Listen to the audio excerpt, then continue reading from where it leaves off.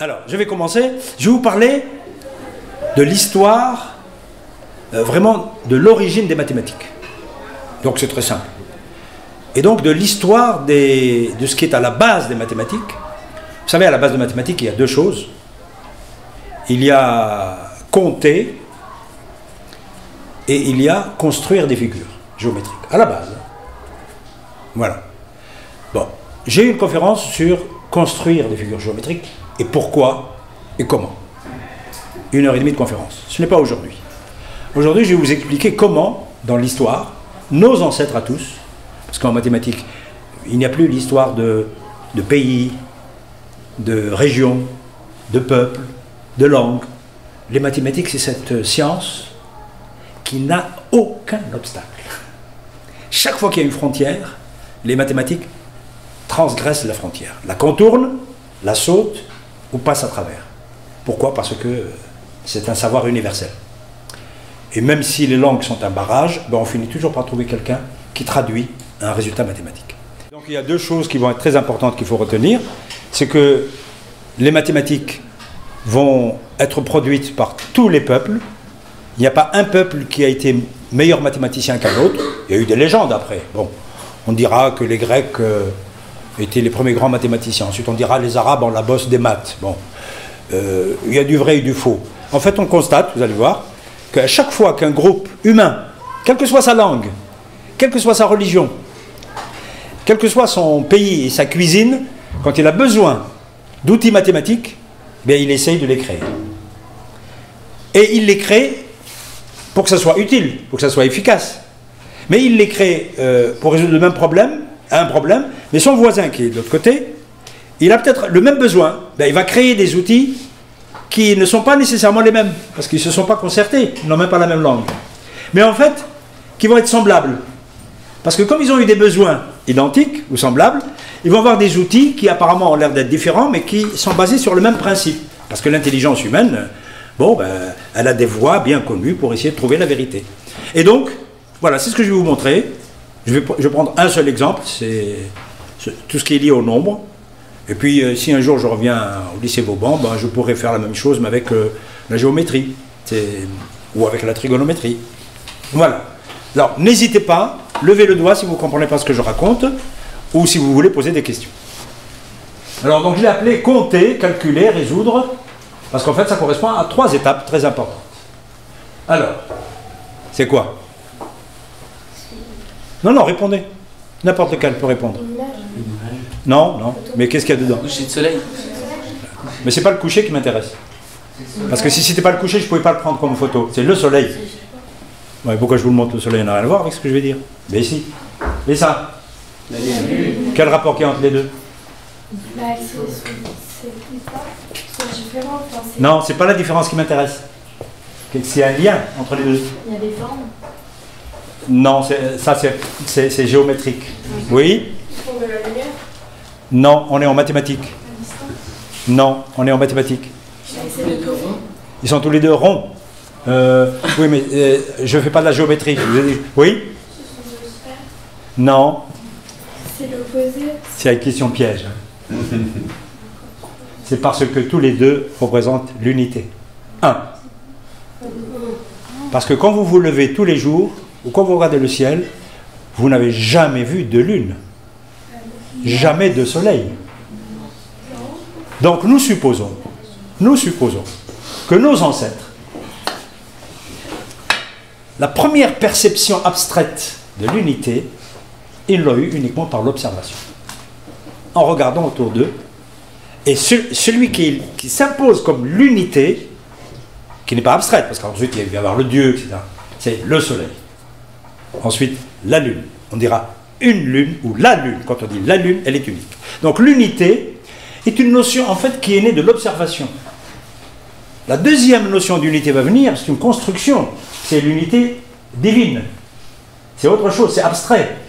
Donc les êtres humains ne commencent pas par des choses abstraites, ils ne sont pas idiots, c'est trop compliqué. Ils observent la nature.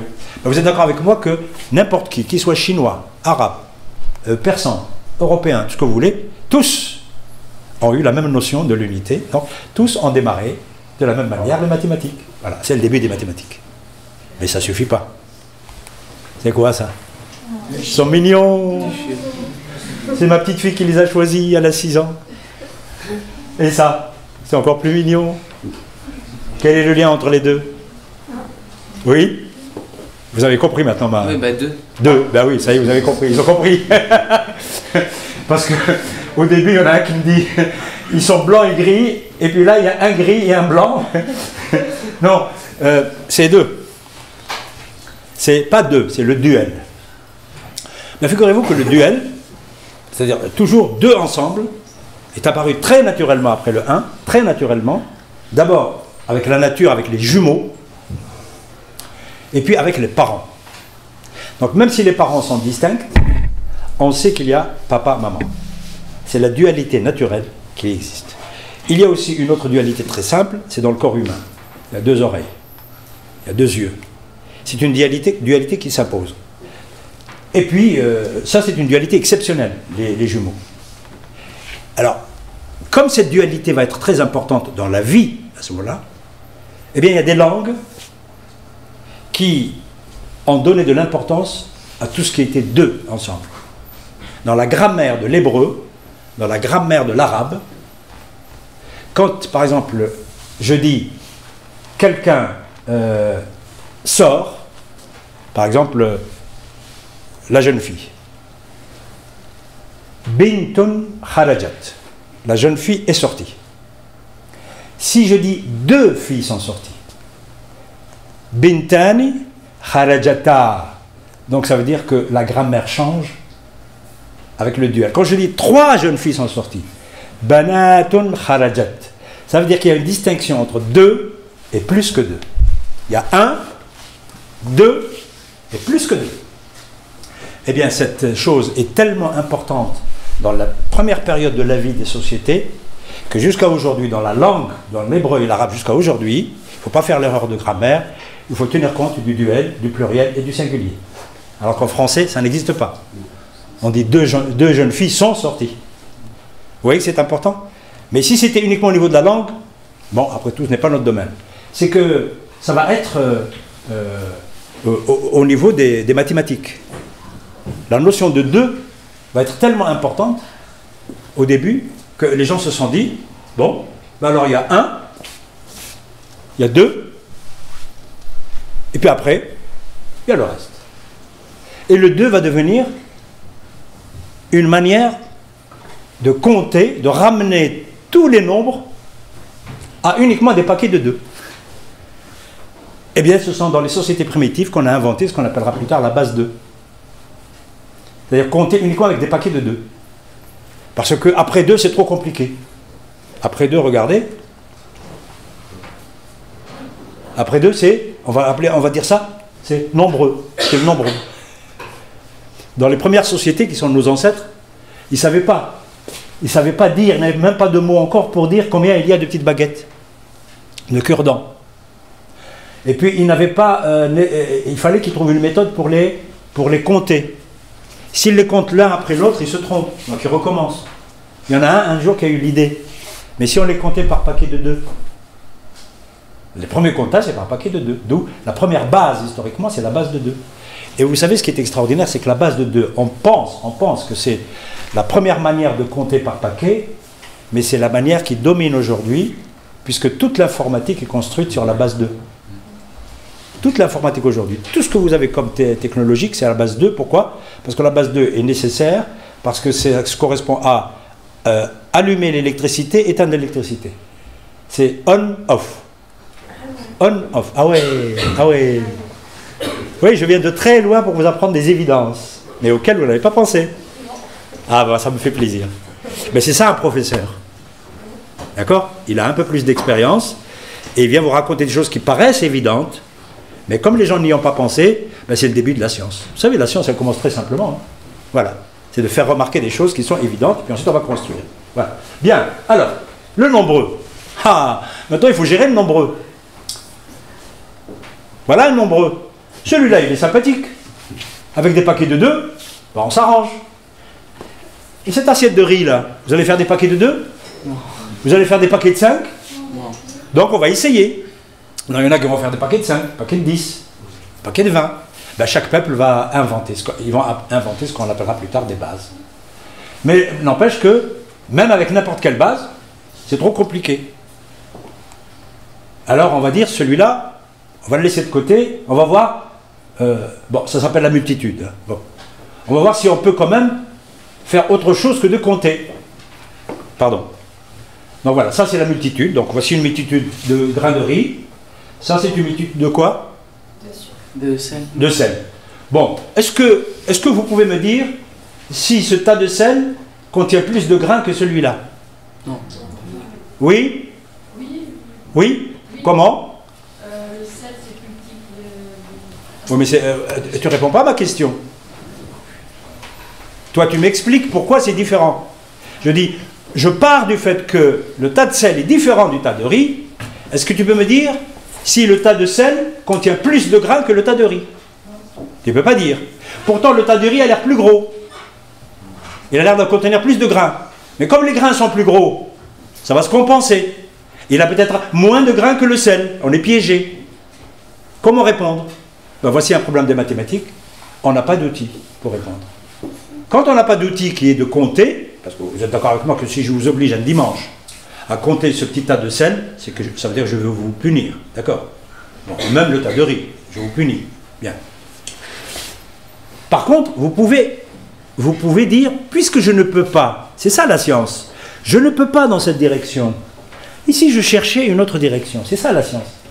La science commence toujours par observer, constater qu'on échoue.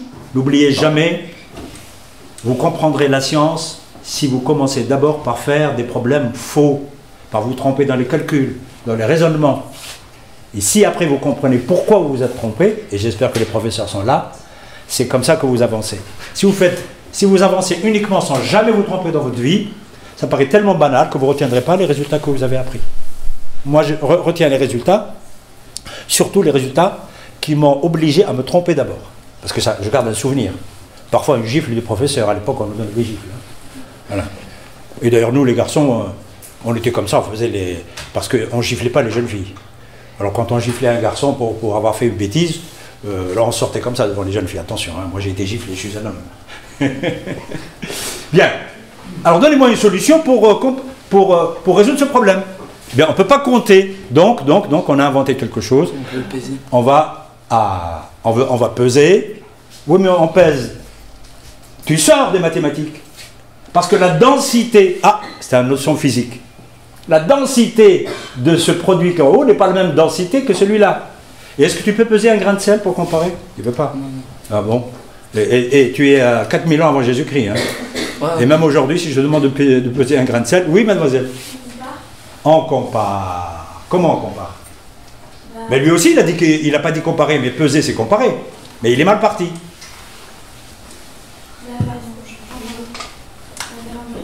Oui, un grain de riz. Non, on ne s'en sort pas. Alors donc, on compare. Et on constate que la comparaison est une opération mathématique, qui paraît grossière, mais qui est suffisante parfois, à condition de comparer la même chose, les choses de même nature. On compare des carottes avec les carottes, les navets avec les navets, on vous le dit hein, souvent. On peut comparer des tas de riz, et pas un tas de riz avec un tas de sel, parce que ça introduit d'autres paramètres qui ne sont pas mathématiques. Donc voilà, on va mettre maintenant 2 assiettes avec du sel dans les 2. D'accord? Vous avez vu que j'ai préparé ma conférence, parce qu'elle a dit comparer, c'était déjà écrit. Hein? Alors là, qu'est-ce que vous me dites? Là, vous savez que c'est du sel pris dans une même boîte, une même marque, le même jour, l'humidité est la même. Donc on part de l'hypothèse que les grains de sable sont les mêmes. Il faut une hypothèse de départ. Oui? Non, mais je pense que là, à l'œil nu, on peut quand même voir que celui-là est plus, où il y a moins de sel dans celle de gauche que dans celle de droite. Donc à l'œil nu, parce que tu es parti avec l'idée qu'on compare les mêmes produits. Ouais. Voilà. Alors donc, au lieu de compter, on compare. Eh bien, comparer, on va dire il y a moins, donc c'est plus grand que, plus petit que. Eh bien, beaucoup de gens pensent que plus petit que, plus grand que, c'est juste des choses de la vie. Alors que ce sont ce qu'on appelle des relations d'ordre en mathématiques qui sont plus difficiles que compter. Et parfois plus difficiles que résoudre un problème. c'est tellement difficile que cette notion de plus petit que, de plus grand que, ben, on l'enseigne en première année de l'université et beaucoup d'étudiants ne la maîtrisent pas dans la première année. Je vous dis ça parce que j'enseigne à l'université, j'ai enseigné à l'université. La notion de relation d'ordre est beaucoup plus difficile que le comptage. Pas quand il s'agit de riz, hein, vous avez compris, il s'agit de mathématiques. Par exemple, comparer deux fractions, quelle est la plus petite, quelle est la plus grande? Est-ce que vous comparez les numérateurs des numérateurs? Essayez, vous êtes en quatrième, vous allez voir. Demandez à vos parents. Moi j'ai ma femme qui est médecin, heureusement qu'elle n'est pas là, parce que... donc elle est plus forte que moi en médecine, mais elle se plante toujours quand il s'agit de comparer des fractions. Elle ne sait pas quelle est la plus petite, quelle est la plus grande. Alors, elle est médecin, et elle a des diplômes en plus, elle a des certificats de statistiques, etc. Mais au niveau culturel, on a l'impression que telle chose est plus grande qu'une autre, alors qu'on ne respecte pas certaines règles mathématiques qu'on enseigne. Mais au départ, ça suffit. Comme ça, on peut comparer. Et voilà. Donc, là, on met de côté le grain de riz, et on dit, bon, on va le comparer avec une autre assiette, et en fait, voilà ce qu'il faut. Et on revient au comptage. On revient au comptage parce que, dans la vie de tous les jours, quand même, on s'est rendu compte que comparer ne suffit pas. Qu'est-ce que c'est que compter? C'est associer des objets à d'autres objets au départ.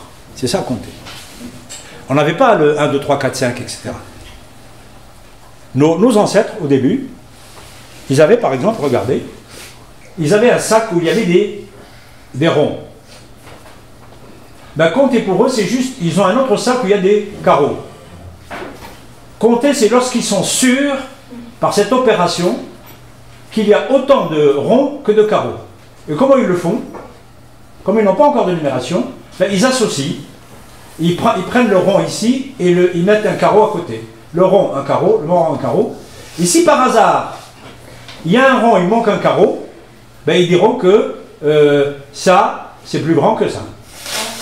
Donc, le comptage, au début, sans numération, c'est ce qu'on appelle une relation bijective. C'est un mot que vous apprendrez après. Une relation bijective, c'est-à-dire qu'à chaque objet, il y a son correspondant, d'un côté ou de l'autre.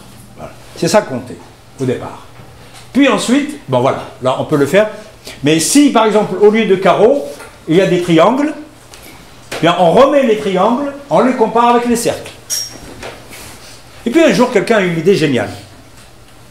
Quelqu'un a une idée géniale.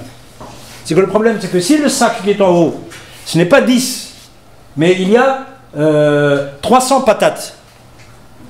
300 patates et il y a 350 carottes dans l'autre sac.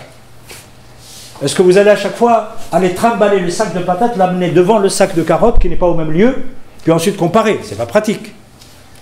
Alors il y a quelqu'un qui a eu l'idée, mais pourquoi comparer directement?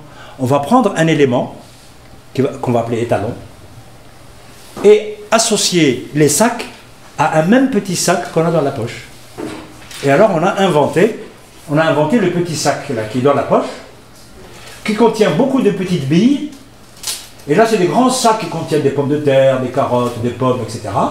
Et si on va au marché, eh bien on prend juste ce petit sac qui contient beaucoup de petites billes qu'on peut mettre dans la poche, et on va au marché, et là il y a les sacs qui ont de gros produits, et on ouvre les sacs et on compare. S'il y a autant de billes que de boules qui sont là, bon, on prend ça, on dit c'est ce que je cherchais. Bon, c'est pas une question de poids, c'est pas une question de...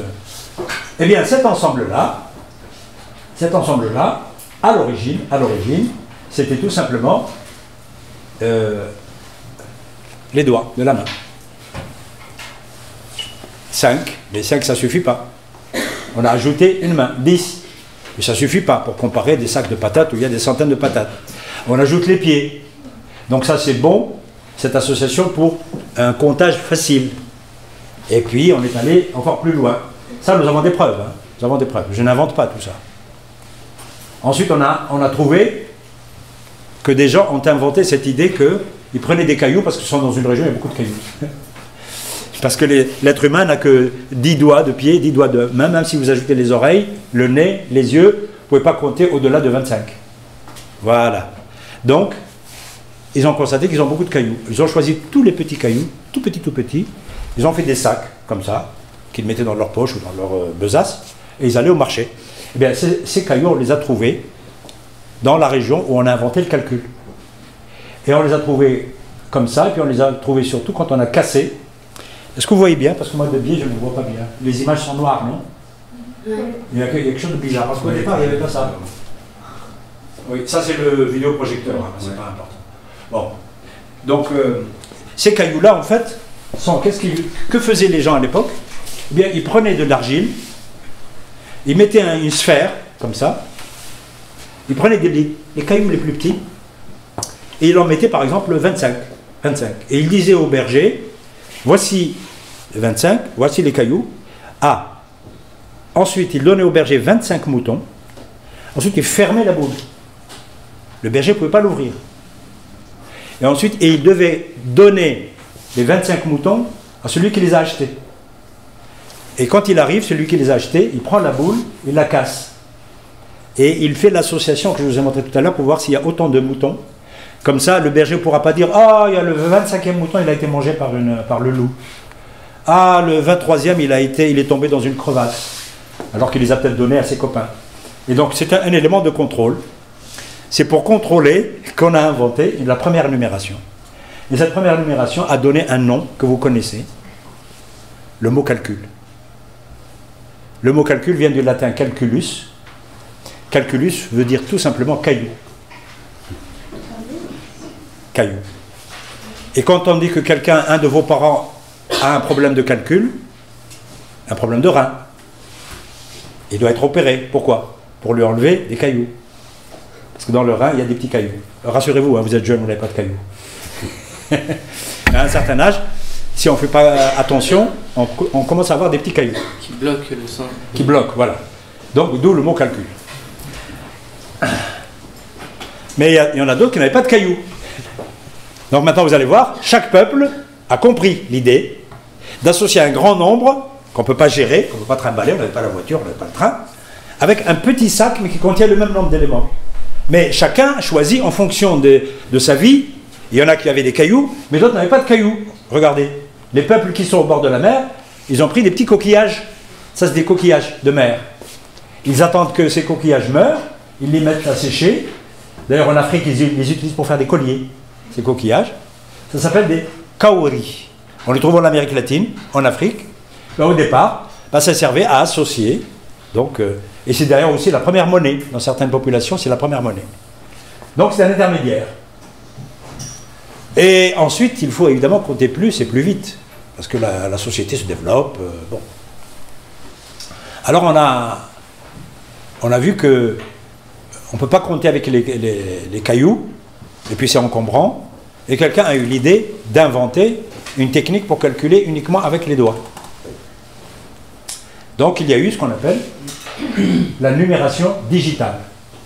Vous voyez donc ces doigts, quand il ouvre le doigt, quand il ferme le doigt ici, ça fait 1. Quand il ferme 2 doigts, ça fait 2. Il ferme 3 doigts, ça fait 3, etc. etc. Bon, ça c'est une méthode chez un peuple, il y a une autre méthode, mais le principe est toujours le même. Uniquement en changeant la position des doigts, on peut compter jusqu'à, regardez, jusqu'à 9000. C'est pas mal, hein? Uniquement avec les 10 doigts, on peut compter jusqu'à 9000. Et en plus, les 10 doigts, vous les avez toujours. Donc, c'est très pratique. Vous trouverez tout ça sur Internet, hein, si ça vous intéresse. Bien. Et ben voilà, une première calculatrice portative. Enfin, d'autres ont inventé, c'est incroyable, hein. L'être humain est d'une intelligence incroyable. Voici quelque chose qui a été inventé en Amérique latine, chez les Incas et les Mayas. Avant qu'ils inventent la numération aussi, ils ont une numération écrite. Voici, ça s'appelle des... Ah, qui peut me dire comment ça s'appelle? Des... D'abord, c'est des ficelles, mais ça a un nom. Vous ne l'avez pas vu sur Internet? Des quipus. Q-I-P-U. Quipus. Alors, ces quipus, en fait, ce sont des petites cordelettes, vous voyez? Bon, là, il y en a plusieurs, parce qu'ils les mettent sur le cou, comme ça, puis ils les mettent derrière. Puis ils ont toutes leurs... C'est comme leur calculatrice. Mais ce qui est intéressant, c'est comment ils s'en servent. Vous voyez, il y a des nœuds ici. Mais ces nœuds ne sont pas placés n'importe comment. Puis il y en a qui ont un nœud, deux nœuds, 3 nœuds. Là, il y en a 4. Ben voilà comment ça fonctionne. 3 milliers. Donc il y a un ordre quand même. 6 centaines, il y a 3 nœuds. Comme ce sont les premiers, c'est des milliers. 6 centaines, 4 dizaines, 3 unités, donc 3643. C'est beaucoup plus pratique que les cailloux. Ben voici un peuple qui, parce qu'il n'avait pas de cailloux, parce qu'il avait beaucoup de plantes, il a eu l'idée géniale de faire la même chose que les autres peuples, mais avec un matériau qui est différent. Ben voilà, c'est une invention qui est semblable, comme je l'ai dit au début, mais qui dépend des conditions de la vie de chacun. Et puis il y en a qui ont dit, bah, c'est pas la peine à chaque fois de trimballer des objets. On va passer des objets matériels, pas à quelque chose qui est tout à fait abstrait. C'est lorsqu'on a inventé l'écriture. Ou le dessin. Donc voici les chiffres égyptiens anciens. D'abord au début c'était des dessins, l'unité, la dizaine, la centaine c'est des petits vers, les milliers c'est des fleurs de lotus. Pourquoi ils mettent des milliers? Parce qu'ils savent sur le bord du Nil que quand il y a les fleurs de lotus sur le Nil, ce sont des milliers et des milliers et des milliers. Donc ça représente un grand nombre. Vous voyez? Bien. Regardez, ici des myriades, ben, c'est représenté par quoi? Vous ne devinerez jamais. Mais c'est représenté par des... si. Par quoi? Un doigt relevé. Ah non, c'est pas celui-là qui est intéressant. C'est celui-là. 100 000, c'est représenté par des têtards de grenouilles ou de poissons. C'est normal, parce qu'il y en a des milliers et des milliers et des milliers. Et puis des millions, ça je ne sais pas pourquoi. Ils ont représenté, c'est le dieu des Égyptiens. Bon, parce que c'est le plus grand que tout le reste. En tout cas, c'est leur convention. Et voici comment ça marche. Voici 564. Oui. Voici 4. Voici 6 petits, donc ça fait 60. Voici ici 5. Regardez. Donc c'est 500. Quel est l'inconvénient de ça? C'est que ça prend trop de place. Ouais, c'est bon. Pour écrire 560. Parce que 564, ça c'est l'écriture d'aujourd'hui, hein, 564. Vous verrez comment elle est apparue. Elle n'est pas encore apparue. Nous sommes chez les Égyptiens 4000 ans avant Jésus-Christ. Mais qui peut me dire, bon, ça c'est pas pratique du tout. Si on a à faire des opérations, tout de suite la page est remplie. Mais d'un autre côté, ça a un avantage. Quel est l'avantage qu'il y a dans cette numération?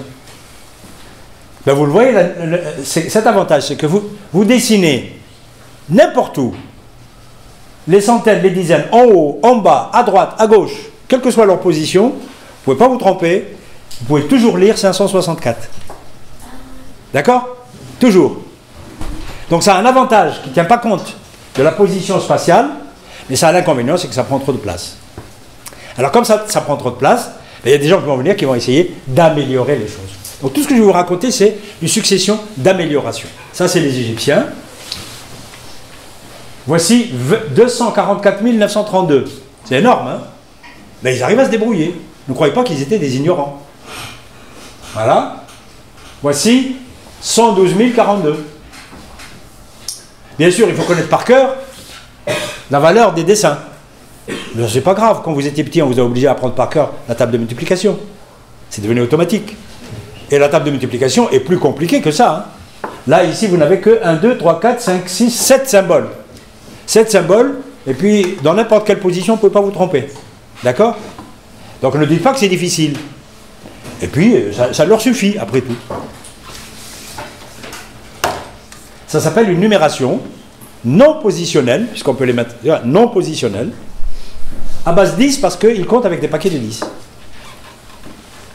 Oui? Mais ça leur prenait pas beaucoup de temps, enfin, genre à tout dessiner. Oh là là, oui, mais ils avaient tout le temps. Ah, oui. Ils n'avaient pas la télévision. Ils n'avaient pas l'iPad, le mini-iPad. Hein? J'ai ma petite fille qui a 6 ans. Dès qu'elle arrive chez nous, parce que ses parents sont plus sévères, et les papis sont moins sévères, dès qu'elle arrive chez nous, hop, elle prend l'iPad, puis elle est là, puis elle est collée. Puis quand elle en a marre, mamie, allume le... Je veux voir les zouzous. C'est ça, c'est les zouzous. Avec les petits. Ah bah oui, il y a maintenant les zouzous. Il y a Choupi, parce que moi je connais maintenant, parce que je suis papy. Et c'est infernal. Il passe de la télévision avec les dessins animés, et puis à l'iPad, etc. C'est infernal. Là, ils avaient le temps, tranquillement. Ah, voici une numération. C'est la numération Maya. Donc, chacun va inventer une manière de représenter donc, les nombres. Et puis, les gens vont l'apprendre. Il n'y avait pas d'école, hein, ça s'apprenait au fur et à mesure. Voici, ça c'est la numération chinoise, la première numération chinoise. Uniquement avec des barres. C'est des conventions. Hein. Et vous avez remarqué ça n'a plus de lien avec des objets concrets. Là, ça a encore un lien avec un objet concret, c'est les cauries, mais le reste a disparu. Et là, ça n'a pas de... Ça a un lien juste avec des bâtonnets. Voici la numération babylonienne, c'est la plus sophistiquée. Ça s'appelle quoi ça? Ça s'appelle une tablette? Une tablette? D'argile, oui, mais d'accord, mais elle a un nom. Tablette babylonienne, oui, d'accord, mais une tablette cunéiforme. Ah oui, Cunéiforme, ça veut dire que les chiffres qui sont là, je vais vous montrer, ont été dessinés sur l'argile, comme a dit votre camarade. Quand l'argile est tendre, parce qu'ils prennent de l'argile, ils mettent beaucoup d'eau, on peut la pétrir, l'argile. Hein. Puis ensuite on fait comme ça. Attention, ce ne sont pas des grandes tablettes, ce sont des tablettes qui sont comme ça. Moi je les ai vues au Louvre, j'en ai rapporté une d'Irak, j'ai voyagé en Irak et en Syrie. C'est des copies, hein, parce qu'il y a des vrais qui sont dans les musées. Et dans une petite tablette, il y a des tas de calculs. Hein. Bien. Eh bien, on les appelle cunéiformes parce que, regardez, ce sont des chevrons. Donc on écrit sur l'argile avec un coin. Donc coin cunéiforme, c'est tout. D'accord? Avec un poinçon. Et voilà. Vous voyez, ce sont des poinçons. Donc voilà. 1, 2, 3, 4, 5, 6. Ensuite, ça c'est les dizaines, avec les unités. Ensuite, les mêmes vont vouloir dire des éléments de base 60 après. Là, jusqu'à 60, c'est comme ça. Puis après, ça se complique. Après, les mêmes symboles, les mêmes clous, ça s'appelle des clous, ça. Les mêmes clous vont désigner 60. 60 à la puissance 2, 60 à la puissance 3. Donc, les Mésopotamiens, les Babyloniens, vont calculer avec la base 60. Nous calculons avec la base 10. D'accord? Et voici, regardez. Regardez là, c'est 6 fois 60, plus, donc ça 10 et 10, ça fait 20, et 4, 24. Donc 6 fois 60, plus 24 fois 60 puissance 0, ça fait 384. Le problème, regardez, c'est que ces coins-là sont les mêmes que ceux-là. Donc on ne le distingue que si on décide d'introduire quelque chose de nouveau, qui est ce qu'on appelle la position. Lorsque les coins sont à gauche, c'est des 60 ou des puissances de 60. S'ils sont à droite, c'est des unités. Donc c'est 60 puissance 0. Donc si on ne tient pas compte de la position, on ne comprend pas le nombre. Alors vous vous souvenez, les Égyptiens, quelle que soit la position, on ne peut pas se tromper.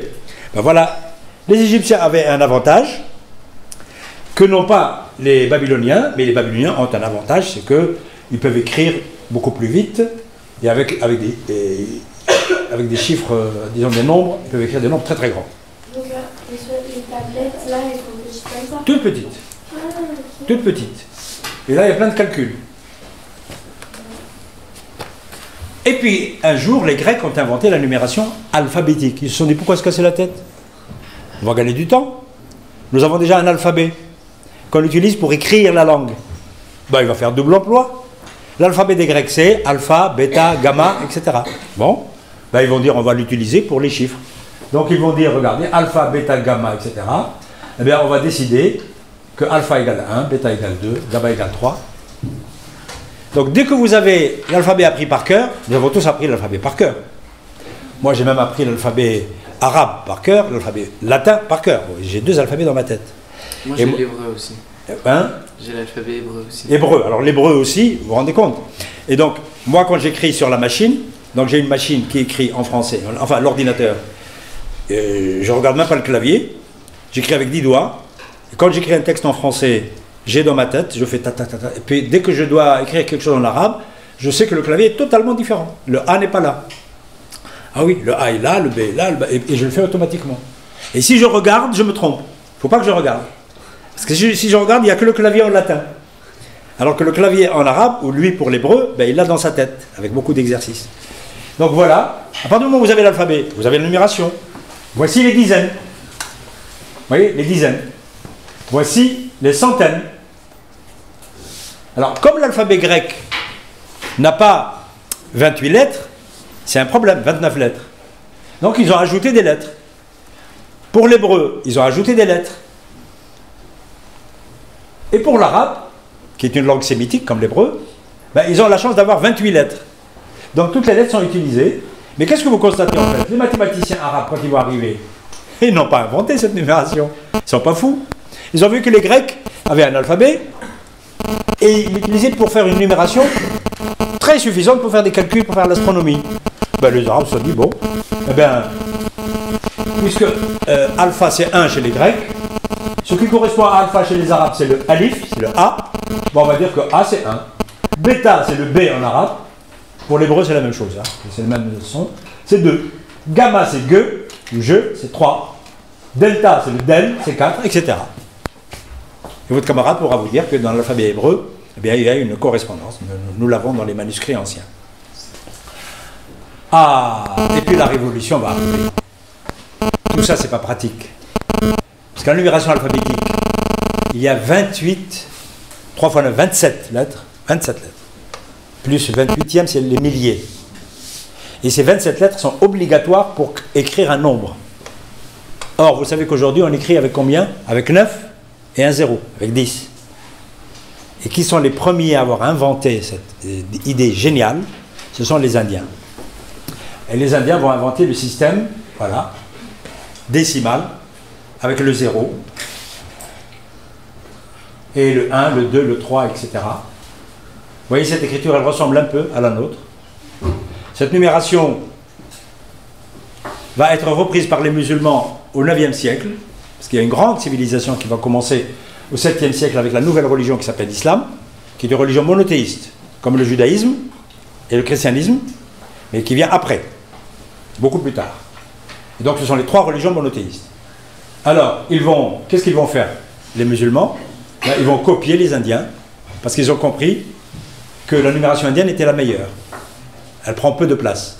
Vous allez me dire, oui, mais vous nous avez montré une numération avec l'alphabet arabe.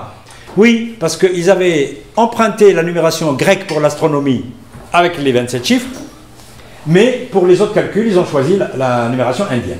Alors ça, c'est l'écriture de l'Orient, et ça, c'est l'écriture de l'Occident musulman, c'est-à-dire Maghreb, Espagne. Et c'est celle-là qui va devenir celle qui est internationale aujourd'hui. Aujourd'hui, tout le monde écrit comme ça. Il y a juste le 4 et le 5 qui ont été modifiés par la pratique au Moyen-Âge. Aujourd'hui, du Japon jusqu'aux États-Unis, en Europe, etc., tout le monde écrit avec ce qu'on appelle, monsieur le proviseur a dit, les chiffres arabes. En fait, on les appelle tous les chiffres arabes, mais leur origine est indienne. Bon, on les appelle arabes parce que ce sont les Arabes qui vont aider ces chiffres à devenir l'outil international. Parce que les Arabes et les musulmans vont dominer la civilisation entre le 9e siècle et le 14e, 15e siècle. Donc ils vont diffuser cette numération. Ils étaient les plus puissants en mathématiques, en sciences, en astronomie, etc. et en physique. Voilà. Et donc, c'est pas parce que les Indiens l'ont voulu, les Indiens ne le savaient même pas. Et comme les Indiens ne le savaient pas, les Européens ne savaient pas que ça venait de l'Inde. Et c'est les Européens au XIIe siècle, quand ils vont découvrir cette numération dans les livres de mathématiques, écrits en arabe en Espagne, à Tolède, à Cordoue, ils vont dire, c'est normal, les Arabes sont très forts en maths, ce sont eux qui ont inventé ces chiffres. Mais les Arabes ne l'ont jamais dit, hein. Et donc les Européens ont décidé que c'était des chiffres arabes. Depuis aujourd'hui, depuis ce temps-là, on dit que ce sont des chiffres arabes. C'est pas tout à fait vrai, mais c'est pas tout à fait faux. Alors maintenant, chez les spécialistes, chez les chercheurs, je vous ai pas dit que j'étais en fait chercheur, hein. Je ne suis pas un conférencier. Je suis chercheur en histoire des mathématiques médiévales et je travaille, quand je ne fais pas de conférence, 10 heures par jour, j'étudie les manuscrits anciens. Alors j'ai étudié les manuscrits écrits en arabe, et si je ne comprends pas les autres langues, je demande à des collègues qui le savent. L'hébreu, le latin, le grec, alors ils m'aident, ou alors je lis les traductions. Moi je sais lire les manuscrits qui ont été publiés depuis le 8e siècle, 9e siècle, jusqu'au 18e siècle, en langue arabe, parce que j'ai appris là, voilà. Et je suis chercheur, et puis quand j'en ai marre de la recherche, j'accepte des conférences et je viens, c'est pour voyager un peu, d'accord? Pour voir si on mange bien au Luxembourg. Voilà. Donc, on a fini une première phase. Tous les peuples savent compter. Voilà. Tous ont une numération. Mais la meilleure, au 9e siècle, va s'imposer à tout le monde. La meilleure, c'est celle des Indiens, qu'on va appeler les chiffres arabes. Avant de continuer, parce que maintenant c'est la deuxième phase, c'est qu'est-ce qu'on va faire avec ça? Si c'est juste pour compter, ça ne va pas très loin. Donc on va calculer avec ça. On va faire des opérations. Ça, c'est nouveau. Parce que jusqu'à maintenant, c'est juste associer un objet de la vie de tous les jours, ou un groupe d'objets, à un objet abstrait, ou plus ou moins abstrait. Là, maintenant, on va faire des opérations, on va inventer des méthodes, on va inventer ce qu'on appelle des algorithmes, pour pouvoir trouver des résultats nouveaux, qu'on appellera des résultats de l'addition, de la soustraction, etc. Et puis ensuite, on ira plus loin. Avant de passer à ça, est-ce qu'il y a une question? Comme ça, vous allez souffler un peu. Est-ce que, dans tout ce que j'ai dit, il y a quelque chose qui vous gêne, auquel vous ne croyez pas, que vous avez appris pour la première fois, mais qui vous embête, parce qu'on vous a appris d'autres choses? Non, ça va? Jusque-là, tout va bien? Oui, une question? Mais à la base, c'est qui a inventé le numéro? Mais on ne sait pas. Tout ce que je vous ai raconté, même si vous me torturez, mademoiselle, je ne pourrais pas vous dire qui est l'inventeur. Cette idée d'inventeur, cette idée du premier, du découvreur, c'est une idée moderne. On veut toujours savoir qui est le premier. D'accord? Qui est le premier à avoir inventé le rock'n'roll? Qui est le premier qui a inventé la boussole? Qui est le premier qui a inventé la machine à vapeur? Mais on ne sait pas. Si, après on écrit des histoires, on dit, ah, quand on est en France, on dit, ah ben c'est le français un tel. Si on est en Asie, en Chine, on dit, ah, c'est le chinois un tel qui a été le premier. Mais ça, vous savez, tous les peuples sont un peu nationalistes. Hein. Donc on est un peu chauvin, puis on dit, chez nous, c'est nous qui avons inventé. Bon. Et donc, cette question, je ne peux pas répondre. Et l'histoire n'a pas retenu de nom. Deuxième question? Ben, ça montre d'ailleurs que on peut considérer que ce qui compte, c'est la découverte elle-même, et surtout ce qui compte, c'est que la découverte va intéresser les gens, et elle va devenir quelque chose qui est utile pour tout le monde. C'est ça qui intéresse l'historien. Oui? Moi je voulais savoir, vous avez dit vous savez lire les manuscrits. Oui. Et dans les manuscrits, qu'est-ce que vous trouvez? Enfin, c'est tout ça qui est écrit dans les manuscrits, non? Et ça vous le savez déjà? Non. Dans les manuscrits, ce que je vais trouver, c'est ce que je n'ai pas encore raconté.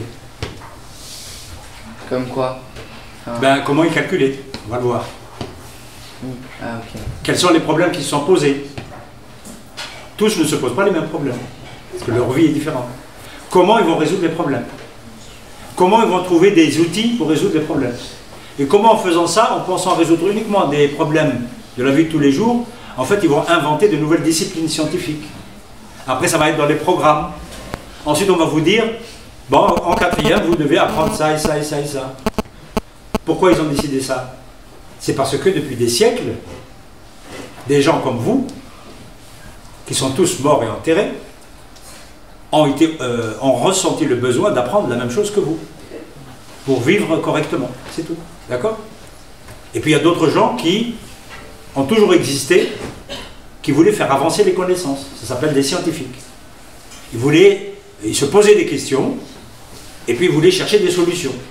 Se poser des questions, c'est toujours facile, mais trouver la solution, parfois ça demande 1 an, 2 ans, 10 ans.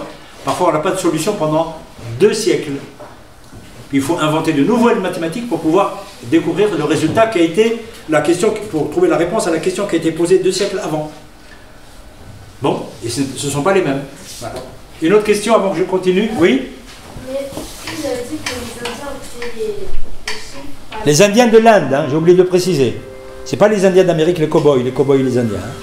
C'est les Indiens de l'Inde. Oui, mademoiselle? Et après, les Arabes, ils ont repris, mais c'est qui les derniers qui les ont créés, enfin, ils ont leur repris?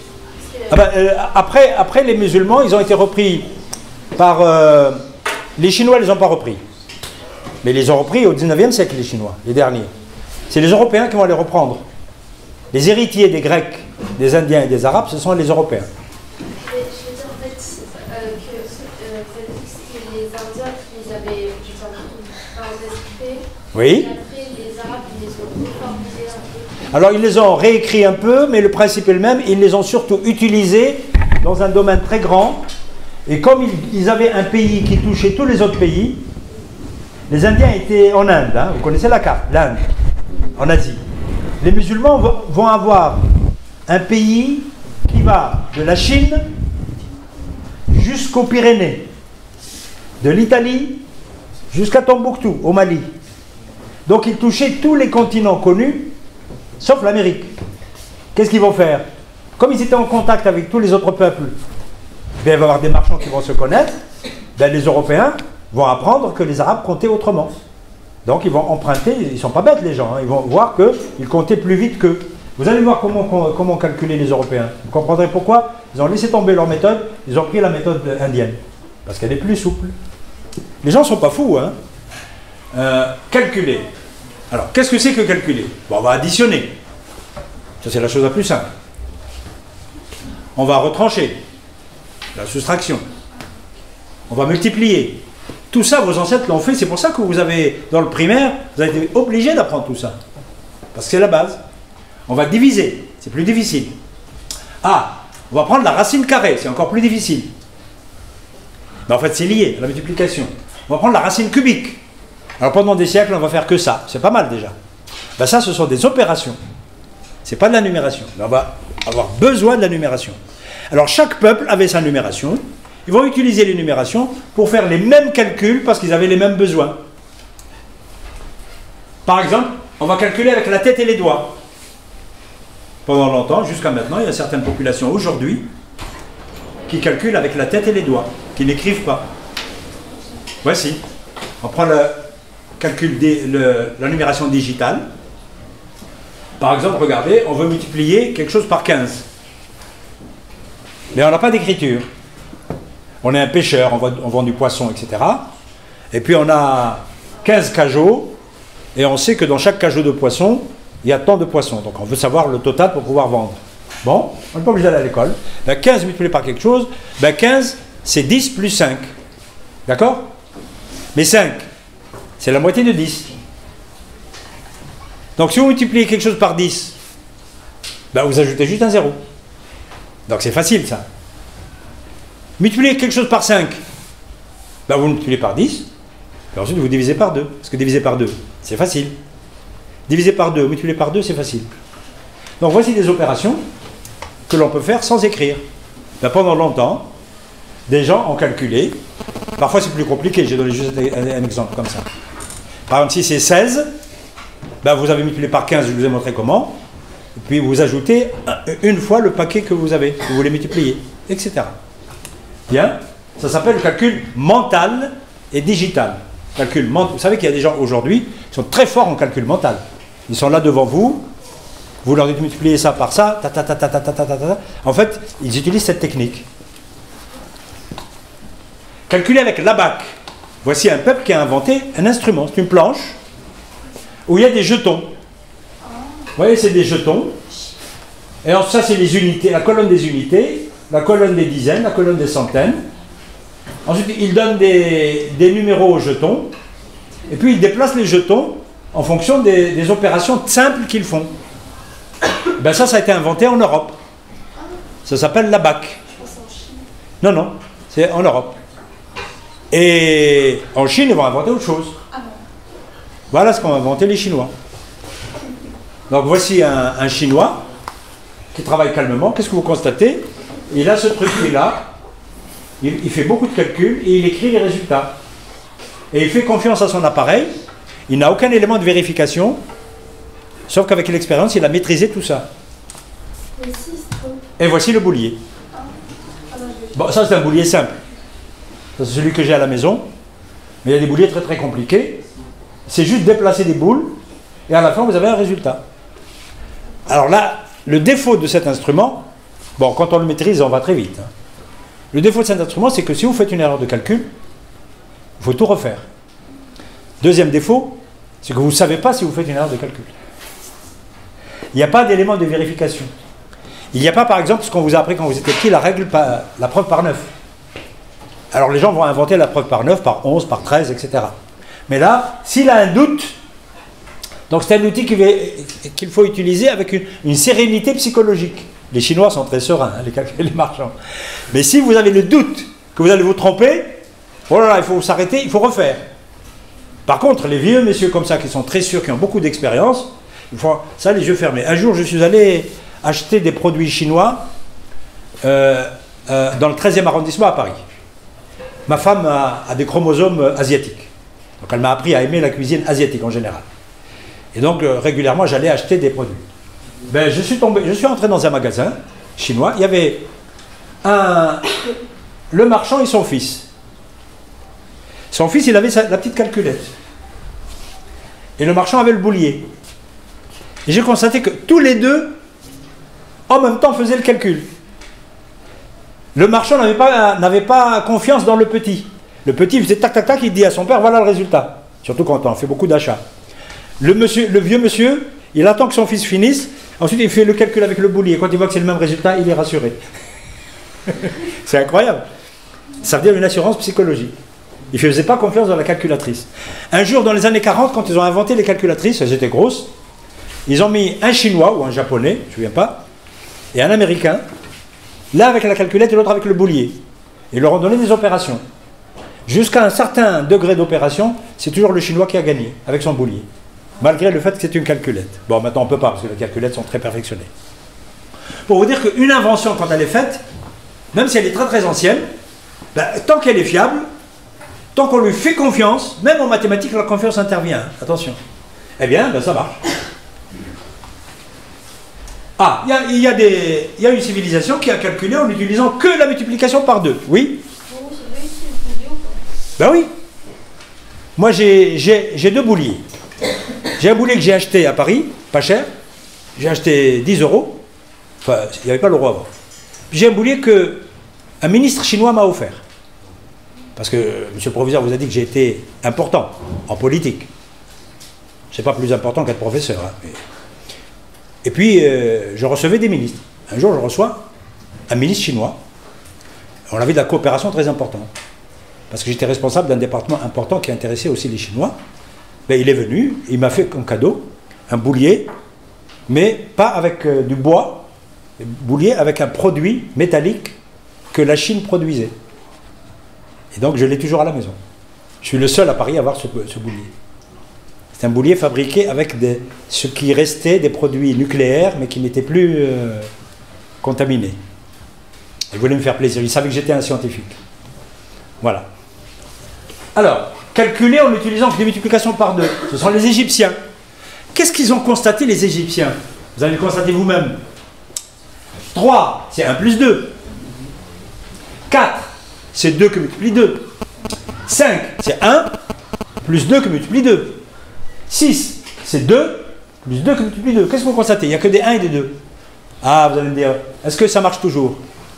Alors les Égyptiens, ayant fait beaucoup de tables, ils ont constaté qu'il n'y a jamais eu de cas particulier. Qu'à chaque fois, tout nombre entier pouvait se décomposer en somme de 1 et de 2 à la puissance quelque chose. Et des 2 à la puissance quelque chose. Donc on dira sigma de 2 puissance P, P de 0 jusqu'à etc. Avec des trous, Ils l'ont constaté, mais ils n'avaient pas d'outils mathématiques assez avancés pour le démontrer. Ça s'appelle une décomposition dyadique. C'est au 19e siècle qu'on va démontrer ça en Europe. Mais ils l'ont constaté, ils étaient convaincus psychologiquement, oh là là, je vais casser l'appareil de mon collègue, ils étaient convaincus psychologiquement que c'est un résultat. Mais ils vont utiliser ce résultat pendant des siècles, les Égyptiens, parce que tant qu'ils n'ont pas trouvé un contre-exemple, c'était un résultat. Voici une manière de faire des mathématiques, pas très rigoureuse. Et donc ils étaient convaincus que tout nombre pouvait se décomposer comme ça. Alors quand ils avaient à multiplier un nombre par un autre, ben, ils le décomposaient comme ça, ils n'avaient que des multiplications par 2 à faire. Ou des divisions par 2. C'est génial. Ben, voilà comment ils font. Ils veulent multiplier 12 par 5. 12 par 5. 5 c'est 1 plus 2 que multiplie 2. D'accord? Donc qu'est-ce qu'ils font? Ils mettent 1, 2, 4, 8. Ensuite ils voient 1. Vous voyez, 5 c'est ça. Hein? Donc 1, ils mettent une petite flèche, ça veut dire que je le garde. Le 2, ils le sautent, parce qu'il n'est pas tout seul. Et c'est 2 fois 2, donc c'est 4. Ils mettent une petite flèche. Donc ils oublient ça, et ils disent 12 multiplié par 5, eh bien c'est 12, plus 2 fois 12, mais je ne le garde pas, plus, alors 4 fois 12, c'est 2 fois 12. Donc c'est 2 fois 24, c'est 48. Donc on a 12 plus 48, donc c'est 1, 1 fois 12, plus 4 fois 12, donc, et ils ont 60. Et toutes les multiplications égyptiennes utilisent ce principe. Toutes les divisions, c'est plus compliqué, utilisent ce principe. Vous voyez? Ben voici un peuple qui n'était pas si bête que ça. C'est pas étonnant qu'ils aient construit les pyramides. D'accord? Qu'ils aient maîtrisé les crues du Nil. Enfin, en partie. En partie. Bien. Et c'est une invention géniale, puisqu'il faut attendre plusieurs siècles, plusieurs milliers, pour démontrer ce résultat. Ah, et puis il y a des gens qui ont inventé, ça c'est les Arabes, ont inventé une technique de multiplication qui s'appelle la méthode de la jalousie. Est-ce que quelqu'un peut me dire pourquoi on l'appelle la méthode de la jalousie? Oui?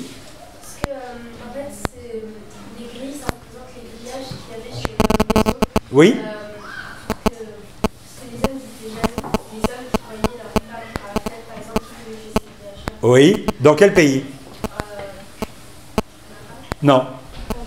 Non. Pas dans les pays musulmans. En Italie.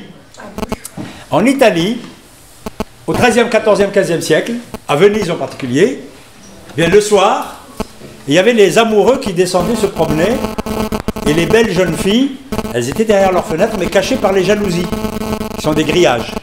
Elles pouvaient voir leur futur fiancé, mais lui ne voyait pas. Les fiancés savaient que les filles étaient là. Donc ils venaient se pavaner, etc., faire du sport devant elles, chanter, surtout chanter, un doux l'opéra. Et puis c'est elle qui, quand elle décidait qu'un des jeunes gens, ben, ça l'intéressait, c'était son futur amoureux, elle lui jetait un mouchoir. Oui, un petit mouchoir avec une petite adresse. Et c'est comme ça que ça se passait, donc discrètement. On appelle ça de la jalousie, mais en fait non, ça veut dire tout simplement un grillage. Regardez, ça c'est un texte que j'ai pris dans mon manuscrit. Eh bien voici comment ça marche. Vous voyez, vous avez 934 qui multiplie 314. Vous mettez 934, vous mettez 314 à l'envers, et regardez comment, vous faites 4 x 4, 16, comme ça, 4 x 3, 12, 4 x 9, 36. Il faut apprendre la règle, mais c'est facile. Ensuite, vous mettez 1 fois 6, pardon, où est-ce qu'il est, 4 x 4, 16, oui. Alors, 1 fois 4, là voilà, 1 fois 4, c'est 0 et 4. 1 fois 3, 1 fois 9. Ensuite, 3 fois 4, 12. 3 fois 3, 9, 0 et 9. 3 fois 9, 27. C'est bon? C'est clair, hein, l'opération est claire. Bien, ensuite, qu'est-ce que vous faites? Ben, vous additionnez. Vous additionnez, alors ce qui est en rouge, c'est le résultat. Donc là, vous additionnez en diagonale. 6 va donner 6. 2, 3 et 4, 7. Vous mettez 7. 6 et 1, 8 et 3, 11. Et 2, 13. 3 et je retiens 1. 4, 9, 13.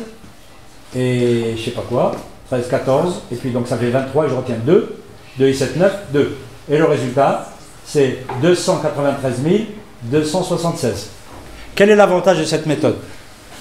L'avantage de cette méthode, c'est que ça n'utilise pas beaucoup la mémoire. Les retenues. C'est des petites retenues. D'accord? Et surtout, vous avez quelque chose qui est presque automatique. Donc psychologiquement, vous n'avez pas l'impression de vous tromper. Parce que tout ce que vous calculez, il est écrit. Parce que les calculs intermédiaires sont écrits. Rappelez-vous le boulier. Le boulier a aussi des calculs intermédiaires. Mais quand le chinois calcule, il efface le calcul intermédiaire pour le remplacer par un autre calcul. Donc les résultats intermédiaires disparaissent. Et il ne peut pas vérifier s'il y a une erreur au moment du calcul. Ici, vous pouvez repérer n'importe quelle erreur. C'est la raison pour laquelle cette méthode est devenue célèbre. Elle a été inventée peut-être à Bagdad, elle va circuler au Maghreb, en Espagne, on va la trouver en Italie, au XIIIe, XIVe siècle, chez Luca Pacioli, au XIVe siècle, XVe siècle, un grand mathématicien italien. Et enfin, la dernière partie. Il me reste combien de minutes encore? 10. 10 minutes, je crois. Avant la fin? Ça va sonner vers 11h30, c'est ça? Oui, j'ai presque fini. Bien. Ça va, ça. La dernière phase, alors, je vous ai appris comment on a inventé les numérations, comment dans une deuxième phase, chaque peuple a inventé des techniques pour calculer, mais les choses deviennent plus complexes parce que plus les sociétés avancent, plus ils ont à résoudre des problèmes. Elles ont à résoudre des problèmes. Et ces problèmes, eh bien, on pose un problème, et pour le résoudre, ce n'est pas une opération, une multiplication. Pour résoudre le problème, c'est 2 multiplications, une addition, 3 divisions, une racine carrée. Donc en fait, c'est une succession d'opérations et qui donne le résultat. Donc il faut choisir à la fois l'ordre et les opérations. Voici un exemple. Un homme meurt et laisse 3 fils. Il fait une donation à un homme égale à ce qui reste de la part du fils, après avoir retranché le tiers de ce qui reste du tiers du capital, après avoir retranché la part du fils. C'est pas facile. Mais c'est un problème que se posaient les gens, parce que tous les gens étaient mortels. Et il y a des gens qui étaient riches, plus riches, moins riches. Ils avaient un héritage. Dans toutes les religions, il faut partager l'héritage. On doit le partager selon la loi de chaque société, soit une loi religieuse, soit une loi profane. Et ensuite, il faut faire des calculs. Parce qu'il y a deux garçons, 3 filles, la maman, peut-être la belle-mère, l'oncle, et chacun a sa part dans les textes juridiques. Et les calculs ne sont pas simples. Alors, on va inventer des méthodes. Alors, voici une première méthode. H l'héritage, P la part de chaque fils, D la donation. Normalement, voici la relation arithmétique. Ben, la relation arithmétique est compliquée. On ne peut pas apprendre par cœur la formule. Ça, c'est la méthode. Alors, on va inventer une autre méthode qui est beaucoup plus simple pour les utilisateurs. Vous allez voir, c'est incroyable comme ils étaient intelligents. Donc, ils vont dire, on va représenter l'héritage sous forme d'un rectangle. Ensuite, on va le découper comme ça en 3. En 3, pourquoi? Parce qu'il y a l'histoire du tiers. Ensuite, on va découper comme ça. On va appeler ça une part du fils. On ne sait pas combien elle vaut. Hein. On fait comme ça, des dessins. Ce n'est pas vraiment la géométrie. Hein. Ensuite, voici la part du fils. Comme il y a 3 fils, il y a la 3e part du fils, mais on ne va pas la mettre.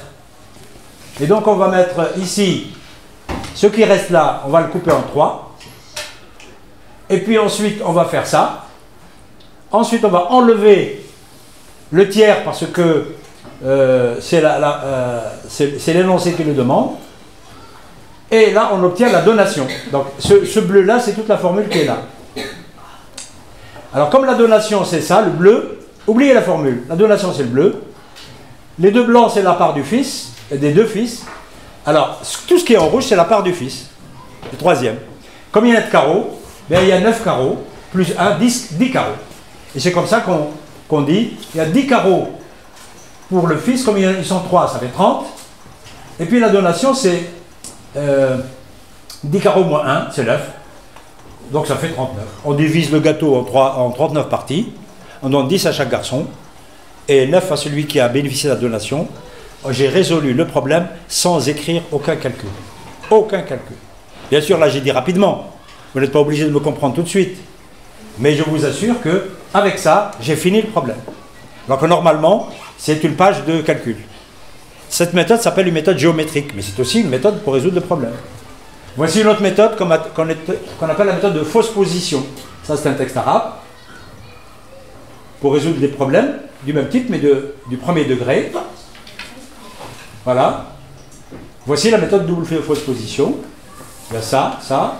Et puis on vous dit, prenez cette formule. On vous dit, prenez cette formule. Vous vous dites, mais moi, je n'accepte pas cette formule. Dites-moi pourquoi elle est bonne. Dis non, je ne peux pas vous démontrer qu'elle est bonne. Je n'ai pas les outils pour vous montrer. C'est une formule que quelqu'un a inventée, on ne sait pas qui. Mais allez-y, utilisez-la, vous allez voir, elle marche, elle marche. Pourquoi elle marche? Parce qu'après, on va vérifier. Parce qu'il n'y a pas de démonstration. Alors, vous utilisez cette formule, c'est comme une formule magique. Je la laisse dans votre poche. Et puis, effectivement, ça donne le résultat qui est ici. Et je terminerai. Donc, voilà. Donc, on a inventé plusieurs méthodes pour résoudre ces problèmes. Et un jour, quelqu'un va venir au 9e siècle, c'était à Bagdad, et il dit « Toutes ces méthodes arithmétiques, géométriques, etc. sont trop compliquées. Il faut inventer des méthodes qui sont automatiques. » Quelle est la première méthode automatique qui marche pour tous les problèmes qui donnent une équation du premier degré et du second degré? C'est ce qu'on appellera plus tard l'algèbre. On va inventer l'algèbre comme discipline au 9e siècle à Bagdad, et elle va faire oublier toutes les autres méthodes que tous les peuples ont inventées. Alors l'algèbre, le mot est arabe, ça veut dire tout simplement une opération mathématique, la restauration. Et je terminerai par le dernier point. Ne croyez pas que nos ancêtres n'ont fait que compter, calculer, résoudre des problèmes. Ça, tout le monde l'a fait. Mais il y a une catégorie de la population qui ne se contente pas uniquement de ça. Pourquoi? Parce qu'elle a un niveau plus fort. Ben, ce sont les scientifiques. Très vite, dans chaque société, il y a eu des gens qu'on a appelés des scientifiques. Ça veut dire qu'ils connaissaient des méthodes meilleures que les autres ou bien qui avaient été formés par d'autres avant eux. Ben, ça va devenir des professeurs, ça va devenir les premiers chercheurs. Bien, ces scientifiques, eux, on va leur demander, donnez-moi la solution pour tel problème. Il va la donner. Donnez-moi la solution pour tel problème. Il va la donner. Mais on ne va pas le harceler tout le temps. Un jour, il a du temps. Au lieu de résoudre les problèmes des autres, il dit, ici je résous des problèmes que je me pose moi-même. Et le scientifique, il se pose des questions qui ne sont pas, dont les solutions ne sont pas applicables. Il est curieux, il se pose une question, puis il dit, ici je vais essayer de trouver la solution. Et il va essayer de chercher la solution, lui, avec un groupe. Personne ne le sait. Il met un temps fou, il trouve la solution, et après la solution ne sert à rien. Ça s'appelle de la recherche théorique. La solution ne sert strictement à rien. Mais elle a fait avancer la connaissance, soit des outils mathématiques, soit de la nature. Je vous donne donc, je terminerai avec ça. Les gens ont constaté que pendant des milliers d'années, en fait, compter, calculer, mesurer, résoudre des problèmes, c'est toujours avec des nombres finis. Or, les gens, quand ils regardaient le ciel, constataient que le ciel, quand il fait très beau, il a plein d'étoiles. Et combien il y en a? Est-ce que quelqu'un peut me dire combien il y a d'étoiles dans le ciel? Personne. Alors on a inventé un mot.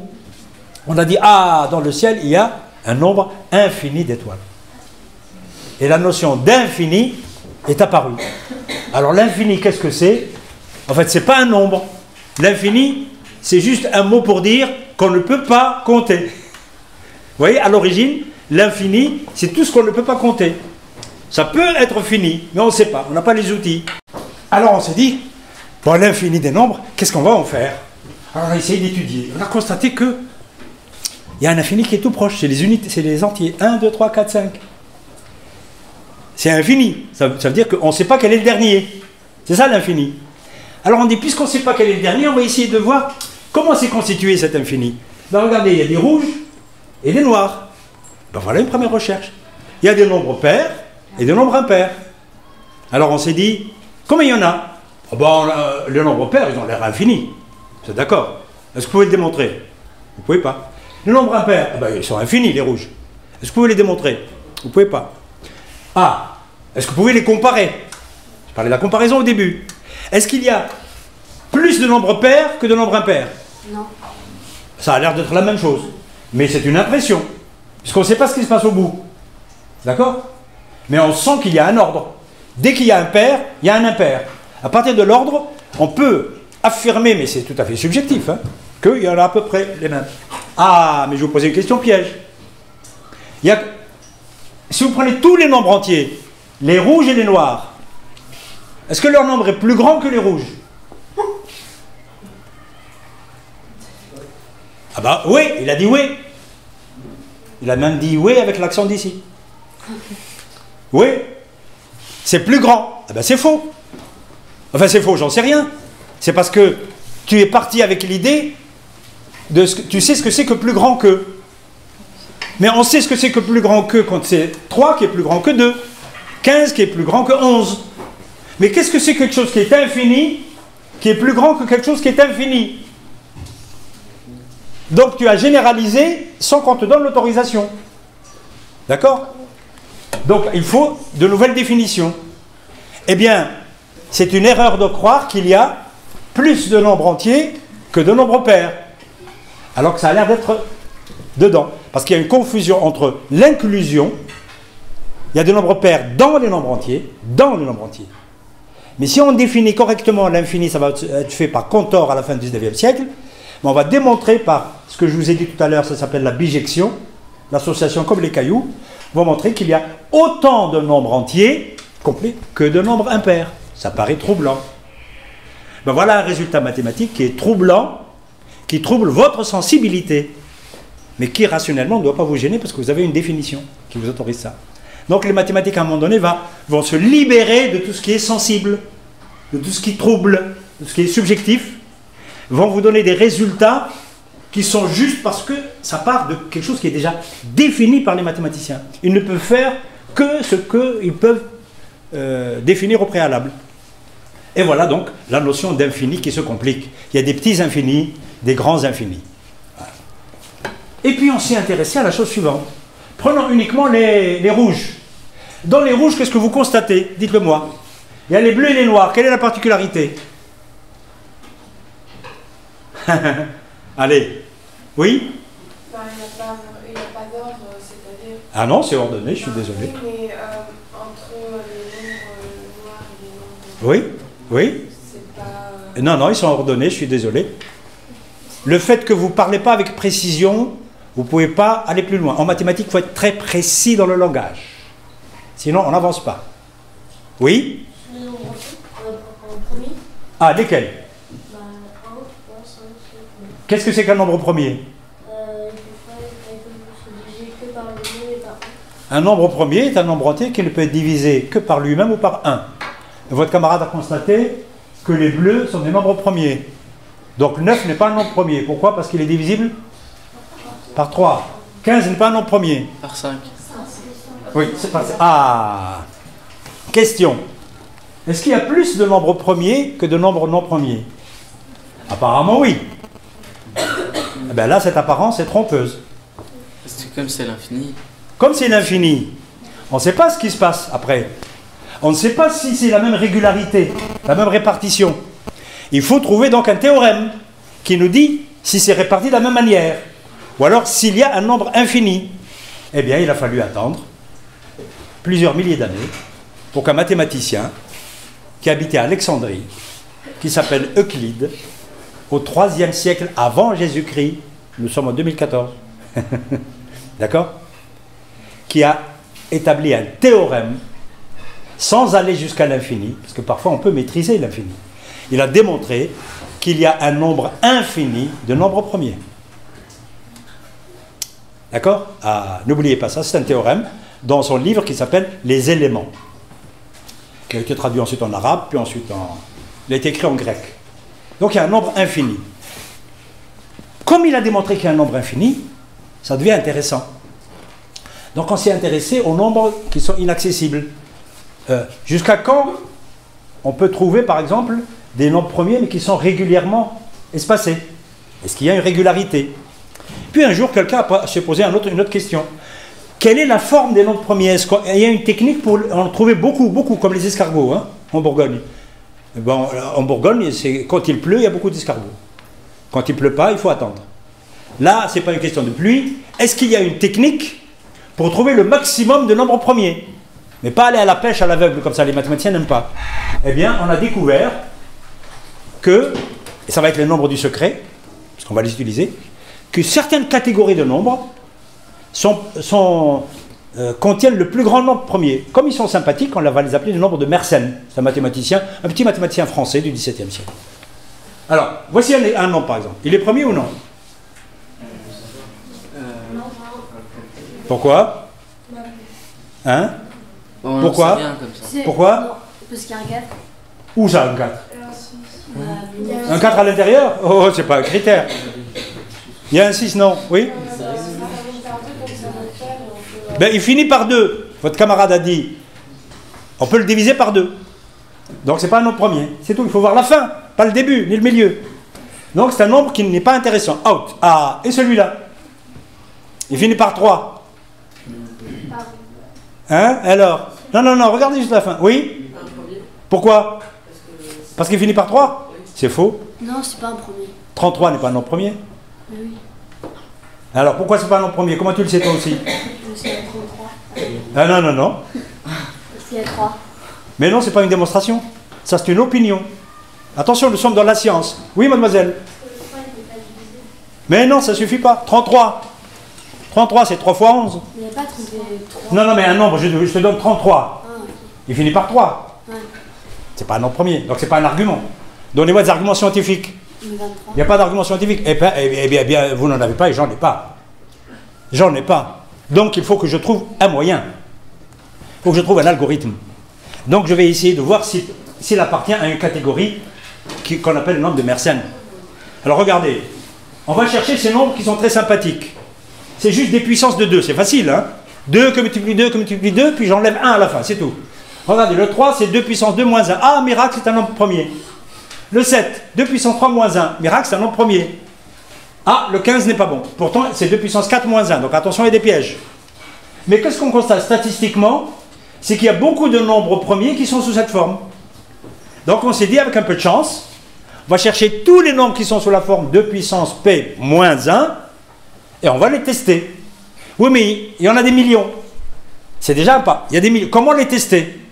Ben, il faut ou bien être un professeur avec beaucoup d'étudiants qui travaillent gratuitement, beaucoup d'esclaves, ou alors il faut attendre qu'on arrive au XXe siècle où il y a des machines informatiques qui vont calculer avec des vitesses absolument incroyables. Et c'est ce qui va se passer.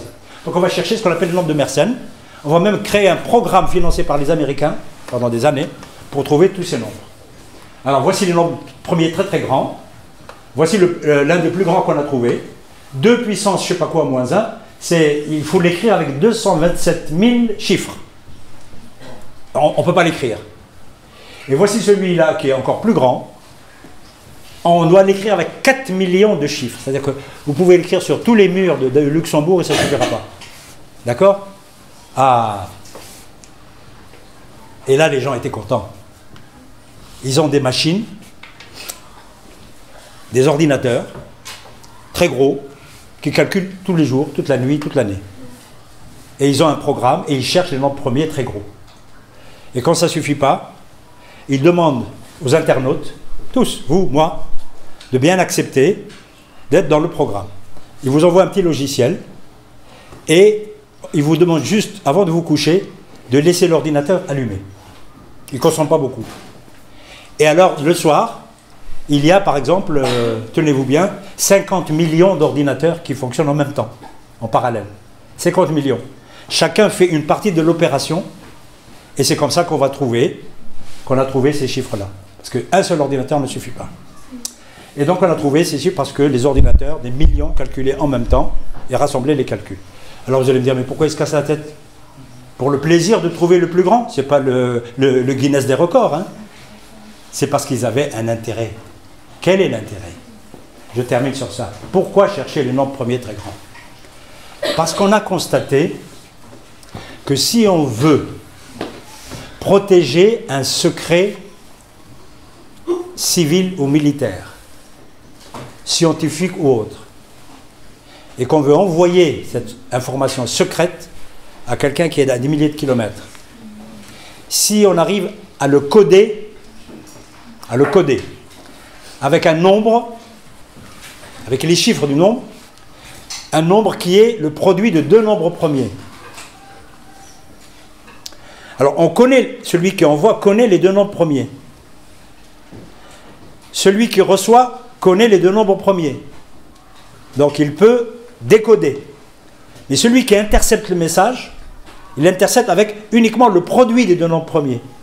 Mais si je vous donne le produit, par exemple de 11 par, je ne sais pas moi, 2 700 513, qui est un nombre premier, si je vous donne uniquement le produit, pour savoir s'il est le produit de 11 par 2 millions quelque chose, parfois il vous faudra un mois de calcul pour décortiquer les deux. Et ce mois de calcul protège le secret. Et donc on peut utiliser le message secret pendant ce mois-là. Et comme ça, par exemple, on peut éviter des guerres, on peut attaquer l'autre ennemi, etc., etc.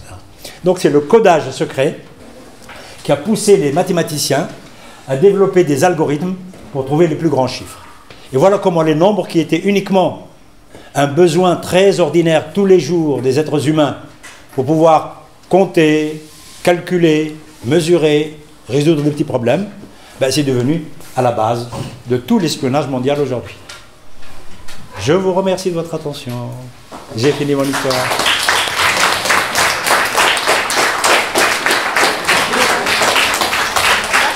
Comme ça n'a pas sonné, ben vous devez me poser des questions.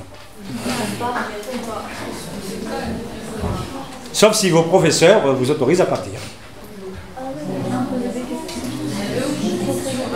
De toute façon, la cantine est à midi. À vous, est à 1h en plus. Alors, est-ce que quelqu'un a une question intelligente? Je plaisante. En tant que professeur de mathématiques, pendant 35 ans, je dis toujours à mes élèves, il n'y a pas de questions bêtes en mathématiques. Il n'y a pas de question bête en mathématiques. Si quelqu'un pose une question qui a l'air d'être bête, qui fait rire ses camarades, eh bien, il ne doit pas rire. Parce que, en fait, en posant cette question, il révèle qu'il y a une notion de mathématiques qui n'a pas été comprise. Donc, il faut l'expliquer. Et quand on l'explique à celui qui a eu le courage de poser la question, mal, eh bien, ça aidera tous les autres qui n'ont pas osé poser la question. Il devrait le remercier. Ça m'est arrivé quand j'étais élève. Donc, celui qui pose la question est courageux, d'abord. Et puis surtout, il aide tous les autres. Parce que la science commence par les questions. Les mauvaises questions et les bonnes questions. Oui, mademoiselle. Quand vous étiez petit, vous étiez super doué en maths ou... Alors, quand j'étais petit, est-ce que j'étais super doué en maths? Qu'est-ce que ça veut dire super doué en maths? Avant d'être super doué en maths, il faut être doué en maths. Avant d'être doué en maths, il faut comprendre les maths. Ben, je comprenais les maths. Avant d'être super doué, il faut aussi avoir envie de continuer à faire des maths, donc il faut aimer les maths. Ben, j'aimais les maths, mais j'aimais aussi l'histoire. J'adorais l'histoire. Moi, il y avait un personnage historique qui me fascinait. Parce que je ne savais pas qu'il avait fait aussi des choses qui n'étaient pas très, très sympathiques. Vous savez qui c'est? Un grand personnage qui est venu ici, chez vous. Un grand. Superbe. Il avait un beau cheval. Ah, ok. Napoléon. Ah, c'est moi qui ai dit. Ah, ok. Voilà. Moi j'étais un admirateur de Napoléon. Jusqu'au moment où j'ai appris qu'il avait des petites choses qui n'étaient pas très, très, très sympathiques, en particulier en Espagne. Bon. Mais, donc j'aimais l'histoire, j'aimais la poésie. Pourquoi j'ai fait des mathématiques? Bon, parce que comme j'étais bon en mathématiques, j'ai continué à travailler. Et puis un jour, comme je l'ai dit ce matin, on m'a dit « Qu'est-ce que tu veux faire ?» Ben, je dis « Je vais être médecin parce qu'on gagne beaucoup d'argent. » Et comme j'étais d'une famille très très pauvre, j'avais d'abord envie de gagner de l'argent. Bon. Ensuite, je ne suis pas devenu médecin. Ma femme est médecin, ma fille est médecin, mon frère est médecin, et moi, je n'ai pas été médecin. Et alors, on se moque de moi à chaque fois dans les dîners, on dit « Alors, le docteur qui ne sait pas soigner, est-ce que tu as des choses à raconter ?» Je suis docteur, j'ai 2 doctorats, un doctorat de mathématiques et un doctorat d'histoire de mathématiques. Parce que je me suis passionné pour les mathématiques à un moment donné, parce qu'un professeur m'a fait aimer, m'a donné du courage. Il m'a dit, tu es bon en mathématiques, même si tu n'es pas toujours premier, mais tu as une intelligence qui permet d'aller plus loin que celui qui a une intelligence qui est juste d'avoir le résultat immédiatement ou de répondre immédiatement. Ça ne suffit pas. En mathématiques, il faut avoir un peu, comme vous savez, les laboureurs, là, les charrues qui creusent profond. Il y a ceux qui creusent profond, celles qui creusent profond et celles qui creusent un peu superficiellement. Donc j'ai fait des mathématiques, parce qu'en fait je me suis dit peut-être que je serais ingénieur, parce que les ingénieurs pouvaient être riches aussi, mais pas comme les médecins. Et puis j'ai fait une licence de mathématiques, et puis j'ai un doctorat. Puis un jour, je me suis dit, bon, ben, je vais aller chercher ailleurs. J'étais passionné par l'histoire, par la littérature, la poésie. Puis j'avais une langue qui est très très riche, mais que je n'utilisais pas en mathématiques. C'est l'arabe. L'arabe est une langue très très riche. Et donc je me suis mis à étudier les manuscrits, mais par plaisir. Personne ne m'obligeait. Et puis j'ai découvert des résultats. C'est-à-dire j'ai découvert que des mathématiciens avaient fait beaucoup de mathématiques dans telle et telle région, et je me suis spécialisé, et j'ai commencé à être connu par les spécialistes. Voilà. Donc je me suis spécialisé dans tout ce qui a été fait en mathématiques dans l'Occident de la Méditerranée. C'est-à-dire le nord de l'Afrique, l'Espagne et le sud de l'Europe. Voilà, et maintenant je suis reconnu comme ça. Si vous allez sur Wikipédia, vous verrez ce que j'ai publié, et il y a la liste de mes travaux. Alors si par hasard vous êtes intéressé par des articles qui sont faciles, hein, j'ai des articles très faciles, ben vous m'écrivez à cette adresse, ou si vous avez des questions que vous n'osez pas poser maintenant, ben je vous répondrai. Je réponds à tous ceux qui m'écrivent. Je réponds en particulier aux élèves, il suffit que j'ai l'ordinateur devant moi, il n'y a aucun problème. D'accord? Voilà, donc j'ai répondu un peu à votre question? Mais dans la vie, il faut surtout être passionné par quelque chose. Ou si on est passionné par 2 choses, c'est encore mieux. Si en plus on a 2 passions scientifiques et on est passionné, on est amoureux, c'est encore mieux. Hein, vous voyez? Eh oui, voilà. Une question? Oui? Petit, vous avez voulu faire des maths ou... Alors quand j'étais petit, ma première fierté, j'étais en Algérie dans une classe où la majorité étaient des Français d'origine, qui parlaient français. Moi j'étais toute l'école primaire, j'apprenais le français sans jamais oser le parler parce que j'avais un accent à couper au couteau. Ça faisait rire tout le monde. Donc j'étais complexé, donc je ne parlais pas en français. Et puis dans ma famille, personne ne parlait français. J'étais le seul à l'école. J'étais l'aîné de 9 frères et sœurs. Donc, et là je rends hommage à mes professeurs de français, qui venaient de France. En particulier M. Giraud, M. Guégan et M. Gox. Oui, je me souviens encore. Et ils m'ont fait confiance. Ils m'ont dit, il faut apprendre, parler, c'est pas important. Il faut maîtriser la langue. Donc j'ai commencé à lire. Moi, j'ai appris le français en lisant. Il m'est arrivé jusqu'à l'âge de 25-26 ans de lire, quand j'avais, dans les vacances, un livre par jour. Pas de gros livres, des petits livres, des moyens. Et parfois, quand j'avais pas d'argent, j'achetais uniquement des bandes dessinées parce qu'il y avait des bulles en français qui étaient plus faciles. Donc j'ai commencé comme ça. J'ai commencé par les cow-boys et les Indiens. Bon, j'ai très vite compris que les Indiens, les pauvres, ils n'avaient pas tous les moyens, donc j'étais pour les Indiens. Mais ça, c'est secondaire. Donc j'étais pour les Indiens contre les cow-boys, mais je lisais toute l'histoire des cow-boys et des Indiens. Puis ensuite, j'ai lu de la littérature française. Voilà. Et j'ai lu de la poésie. Et donc, ma première fierté, c'est quand en cours élémentaire, 2e année, le professeur Giraud nous a demandé de faire une rédaction. C'était ma première rédaction. Et chacun a fait sa rédaction. Il y en a même qui ont raconté, décrit la forêt, alors que dans mon village, il n'y avait pas de forêt. Enfin, ils décrivaient ce qu'ils avaient lu, etc. Et moi, j'ai eu une idée, voilà, dans la vie. Dans la vie, il faut avoir des idées. Il faut être novateur, même une petite idée. Mon père était l'équivalent d'un curé, mais pour le musulman, hein, imam. Donc il était dans une petite mosquée. Et dans la mosquée, pour rappeler les gens à la prière, il y a le minaret. Tout le monde sait ce que c'est que le minaret.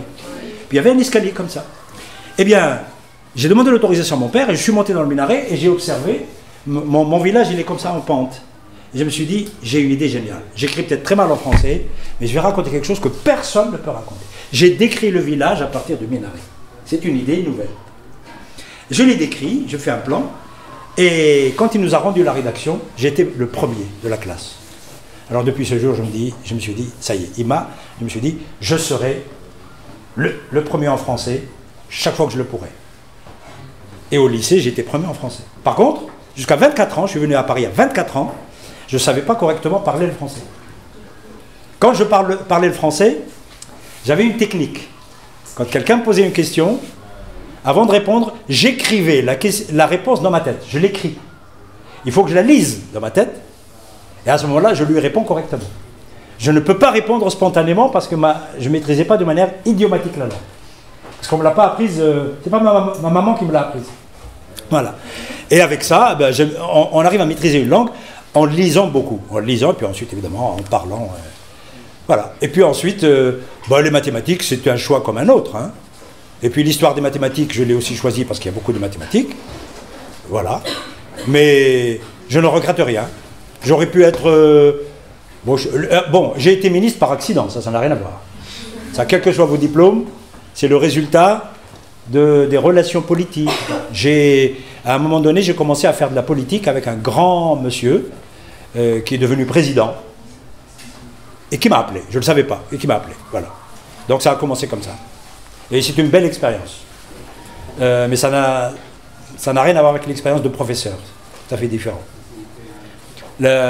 Être ministre, c'est d'abord apprendre à ne pas dire toute la vérité aux citoyens. Parce que parfois c'est très difficile. Quand par exemple les parents me disent est-ce que vous allez finir les écoles pour que nos enfants soient scolarisés dans telle et telle région, je suis obligé de ne pas dire la vérité parce que je sais qu'on n'a pas les moyens de finir les écoles en 6 mois, en 1 an. Les gens ne le savent pas. Donc je leur disais des petits mensonges. Pas tout à fait faux, mais pas tout à fait vrai. Parce qu'il fallait gérer. Voilà. Ça, c'est la politique. La politique, c'est l'art du possible. La science, c'est autre chose. Et quand je m'ennuyais beaucoup en politique parce que c'est très difficile, je m'enfermais dans mon bureau. Je disais à ma secrétaire, dites à quiconque qui veut me voir, sauf le président de la République, que j'ai des dossiers à étudier. En fait, non, je lisais de la poésie ou je faisais de l'histoire des mathématiques dans mon bureau. Alors, une question sur la conférence. Sinon, on va me reprocher de venir vous raconter des histoires. Pas de questions sur la conférence? Est-ce que parmi vous, il y a des gens il y a des élèves qui voudraient faire mathématiques plus tard? Dans quel sens? Être prof de maths. Quand vous dites mathématiques, la comptabilité. La comptabilité fait partie de ça. Comme moi, peut-être. Être ingénieur. Voilà. Oui, voilà, ben c'est pas mal. Alors, tous ceux qui ont levé le doigt, ça veut dire qu'ils ont de la personnalité, qu'ils ont réfléchi et qu'ils savent ce qu'ils veulent faire maintenant. Mais je les rassure, si vous changez d'avis, si vous ne voulez plus faire de mathématiques, là ceux qui ont levé le doigt disent « j'ai envie de faire des mathématiques ». Si un jour vous changez, ce n'est pas grave. Ce qui compte, c'est d'être attiré par une discipline et d'avoir un début de passion pour la faire avec un minimum de plaisir ou d'intérêt. Il ne faut pas que vous soyez obligé constamment à apprendre des choses. C'est nécessaire. Jusqu'au baccalauréat, c'est nécessaire. Parce que tout être humain doit avoir une base pour se former. Donc soyez patient. Vos professeurs vous apprennent parfois des choses qui vous ennuient. Ça nous est tous arrivé. Mais il faut être patient. Ces choses vous paraissent, et vous avez raison, inutiles au moment où vous les apprenez, inutiles dans 2 ans, mais plus tard, vous bénirez les professeurs qui vous ont appris ça, qui ont perdu beaucoup de temps, parce qu'ils vous ont donné les bases solides pour plus tard voler de vos propres ailes. Mais rassurez-vous, si vous oubliez la manière de faire une division très très compliquée, si vous oubliez un jour d'extraire la racine carrée ou la racine cubique, que vous n'avez pas d'ordinateur, ce n'est pas grave, parce que vous avez le droit d'oublier. Par contre, en vous obligeant à apprendre cette méthode, qui n'est pas très réjouissante, pas rigolote, en fait, vos professeurs vous ont appris à avoir des méthodes de travail. Vous ont appris, quand vous êtes dans la vie, vous aurez des problèmes nouveaux. Donc prenez l'extraction de la racine comme un problème nouveau. Vous avez un problème nouveau, comment l'attaquer? Bien, on a constaté que les mathématiques et la philosophie, ça qui est intéressant, donnent aux futurs citoyens des moyens plus importants que les autres disciplines, non pas pour des connaissances techniques qu'ils vont oublier, mais quand ils ont un problème nouveau, leur manière d'attaquer le problème est totalement différente d'autres. Quand ils sont là, c'est un peu comme, vous savez, le chien spécialisé qui cherche les truffes. Le chien spécialisé qui cherche les truffes, il a une méthode, elle est innée en lui. Mais il va très vite trouver la piste. Les autres, vous les voyez tourner en rond. D'accord? Moi, ma fille est pédiatre. Un jour, pour la taquiner, je lui dis, viens voir. Fais-moi à froid, calcule-moi la racine carrée de 2737. Elle m'a dit, papa, t'as pas honte, tu me fais souffrir, j'ai oublié tout ça. Alors je lui ai dit, mais justement, c'est juste pour que tu me dises que tu as oublié. Parce que, rassure-toi, le fait que tu aies oublié la technique, c'est pas grave. Par contre, on t'a appris sûrement une méthode. Qu'est-ce que tu te souviens de faire quand on t'a dit d'extraire la racine carrée? Ben, elle m'a donné des informations qui lui sont restées, qui sont uniquement liées en fait à la démarche mathématique. Elle retenait une démarche globale. Par exemple, elle retenait le fait que, avant de faire une racine carrée d'un nombre, on va essayer de voir si on a un nombre en tête qui, multiplié par lui-même, s'approche de ce nombre. Voilà une technique. Ça, c'est une méthode, c'est un test. On commence par les tests, et puis ensuite, si on n'a pas les tests, évidemment, on va chercher l'algorithme. Mais parfois, avec le test, ça suffit. Eh bien, je lui ai dit, ma fille, tu peux réussir dans la vie. Elle n'a pas fait mathématiques, elle a fait comme sa mère médecine, et elle est pédiatre. Et elle vient d'être nommée dans le plus grand hôpital, ou l'un des plus grands hôpitaux de Strasbourg. Et donc, vous voyez, c'est la vie. Elle est fille de médecin, mathématicien. Et puis, pourquoi elle a choisi médecine alors qu'elle était bonne en mathématiques et en médecine? Parce qu'on lui a donné la liberté de suivre ce qui allait dans le sens d'un début de passion. Et donc, elle voulait soigner les gens. Maintenant, elle a bien envie de soigner les gens, mais de gagner de l'argent aussi. Hein. Parce que mais au début, vous avez des passions qui sont très généreuses, parce que vous êtes jeune. Vous voulez faire quelque chose qui, à la fois, aide les autres, et puis vous ouvre la voie à beaucoup de choses. Eh bien, n'hésitez pas. N'hésitez pas à suivre vos passions, évidemment qui sont constructives, saines, même si parfois c'est opposé à ce que voudraient vos parents. Soyez diplomate, parfois faites ce que vous demandent vos parents. Moi j'ai suivi les conseils de mon professeur, et puis un jour vous pouvez avoir une deuxième passion, une troisième passion, à n'importe quel âge. Et surtout, surtout, ne vous ennuyez pas trop dans ce que vous faites. Il faut absolument toujours essayer d'innover, de construire, de participer à quelque chose d'intéressant, individuellement ou collectivement. Voilà. Même si vous avez un métier, voyez, nous, par exemple, ma femme et moi, nous sommes à la retraite, nous avons un salaire, mais ça ne suffit pas. Il faut qu'on garde un minimum de passion. Donc ma femme essaye de soigner les gens. Un jour, elle est allée au Resto du Cœur. Vous connaissez le Resto du Cœur de Coluche? Ouais. Elle est allée. Bon, ma femme est médecin très qualifié, directeur médical chez Ron Poulenc, mais elle est de petite taille, donc elle ne paye pas de mine. Petite taille comme ça, boulotte, et puis elle va, et elle demande, il y a le responsable, il dit, je veux faire de l'action comme ça. Il dit, qu'est-ce que vous savez faire? Médecin, on n'en a pas besoin. Mais je veux soigner. Non, non, on n'a pas besoin, c'est compliqué, parce que c'est un problème, c'est la justice, etc. etc. Vous venez, vous allez d'abord distribuer la soupe le soir. Elle est venue se plaindre, elle me dit, écoute, avec bac plus 18, et je vais distribuer la soupe, quand même, ils peuvent me donner quelque chose qui peut être utile, parce que j'ai quand même un savoir-faire. En fait, ils voulaient la tester. Parce que aller travailler pour les autres, il faut d'abord apprendre à avoir le bon contact avec les autres. Eh bien, en distribuant la soupe, personne ne savait qu'elle a été directeur médical, qu'elle est médecin, et elle a servi la soupe pendant quelques semaines. Et puis après, on lui a donné à enseigner le français aux dames chinoises qui étaient venues à Paris depuis plusieurs décennies et qui n'avaient pas encore correctement appris le français. Et maintenant, la règle, c'est qu'il faut qu'ils aient un diplôme. Et alors, elle est devenue professeure des femmes chinoises, qui venaient avec leur bébé d'ailleurs, et elle leur apprenait le français. Ben voilà, elle était toute contente. Ça n'a rien à voir avec sa spécialité. Et c'est parce qu'elle voulait s'insérer dans quelque chose de nouveau. N'hésitez jamais à aller vers le nouveau. Alors, il reste encore quelques minutes. Est-ce que vous avez des questions sur la conférence? Mademoiselle? Pardon, c'est pas grave. Je ne comprends pas comment la médecine et les maths. Alors, nous disons, nous qui avons fait des mathématiques, parce que les autres ne le voient pas souvent, les mathématiques sont pratiquement partout. Partout. Aujourd'hui, en médecine, c'est très très visible. Dans l'ancien temps, les mathématiques intervenaient en médecine avec la notion de proportion, de rapport, de fraction. Par exemple, la médecine doit diagnostiquer le mal. Mais après, il faut qu'on soigne le mal. Pour soigner le mal, il faut choisir ou fabriquer le bon médicament. Le bon médicament jusqu'à aujourd'hui, c'est uniquement un problème de dosage de certains ingrédients qui font le médicament. Hein, tu me suis?